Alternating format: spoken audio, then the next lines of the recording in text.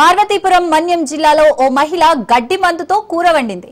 గడ్డి మందు కూరను భోజనంలో తిన్న కుటుంబ సభ్యులు అస్వస్థతకు గురయ్యారు. ఆసుపత్రిలో చికిత్స పొందుతున్న వారికి ప్రాణాపాయం ఏమీ లేదని డాక్టర్లు తెలిపారు.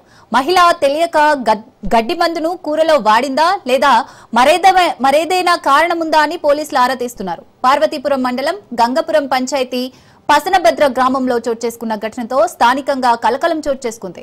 మహిళ వంట నూనె అనుకుని తెలియక గడ్డి మందు వాడిందా మరేదేమైనా కారణముందా అనే కోణంలో విచారణ జరుగుతోంది.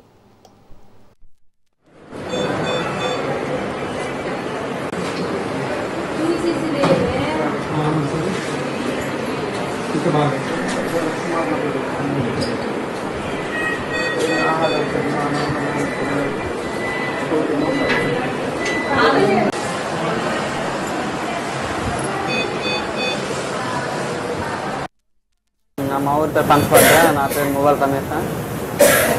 ఇంట్లో నూనె అయిపోయిందని గడ్డి మందుతో వండించింది. తనకి వండిందని గడ్డి మందుతో వండిందని తెలియదు. నూనె అనుకుని కూర వండింది. అది తెలియక మేము ఆరుగురు తినేసాము.